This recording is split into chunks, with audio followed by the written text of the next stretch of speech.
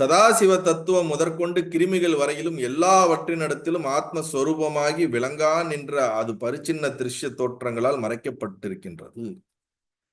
சதாசிவன்ல இருந்து ஒரு கிருமி வரைக்கும் எல்லாவற்றிலும் நீக்கமற நிறைந்திருக்கிறது ஆத்மா, பரபிரம்மம்.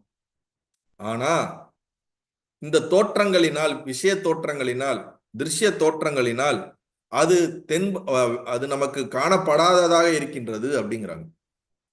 அது எங்கும் விளங்கி கொண்டிருந்தாலும் அது விளங்காதது போன்ற ஒரு தோற்றம் நமக்கு இருக்கின்றது, நமக்கு தெரியவில்லை. காரணம் என்றால் நம் வேற அந்த பரிச்சின்னம்னா என்னது, வரையறைக்கு உட்பட்ட மற்ற விஷயங்களின் மீது நம்மளுடைய போக்கஸ் இருக்கிறதுனால அது நமக்கு விளங்கல அப்படிங்கிறாங்க. பரிச்சின்ன திருஷ்ய தோற்றங்களால் மறைக்கப்பட்டிருக்கிறது.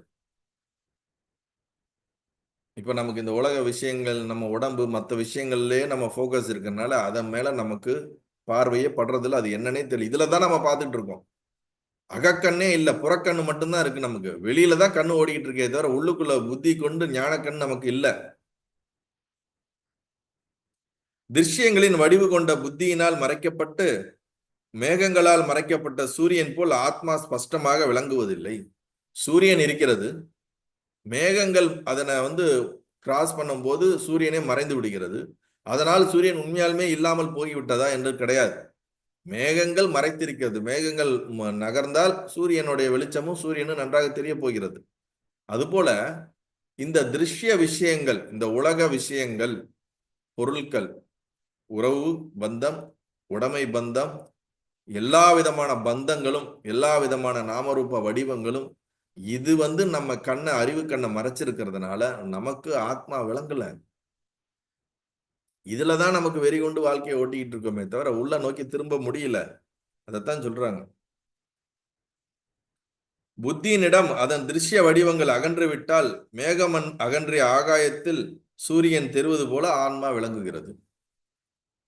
நம்ம புத்தி விஷயங்களின் மேல இருக்கக்கூடியதை திருப்பி அகத்தின் புறத்துல போகாம அகத்துல திரும்பி நமக்குள்ள நம்ம யாருன்னு திரும்பி பார்க்க ஆரம்பிச்ச மார்த்தத்திலே இந்த மேகங்கள் விலகி சூரியன் தெரிவது போல நமக்குள்ள ஆன்மாவானது தன்னைத்தான் உணர்ந்து விடுவோம் அப்படிங்கிறதா சொல்றாரு.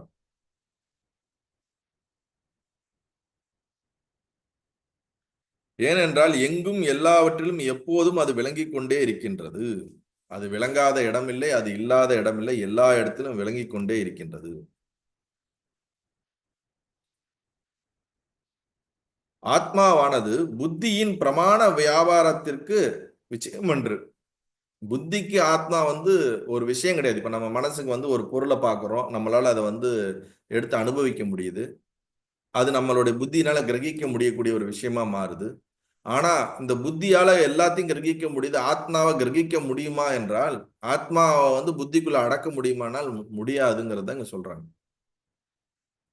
புத்தியின் பிரமாண வியாபாரத்திற்கு விஷயம் கிடையாது. புத்திக்குள்ள அது அடங்கக்கூடிய விஷயம் இல்லை. அதனாலே தான் ஆத்மா திருஷ்யம் எனப்படுவது. அதை பார்க்க முடியாது, பார்க்கப்படுகின்ற பொருள் கிடையாது, வஸ்து கிடையாது.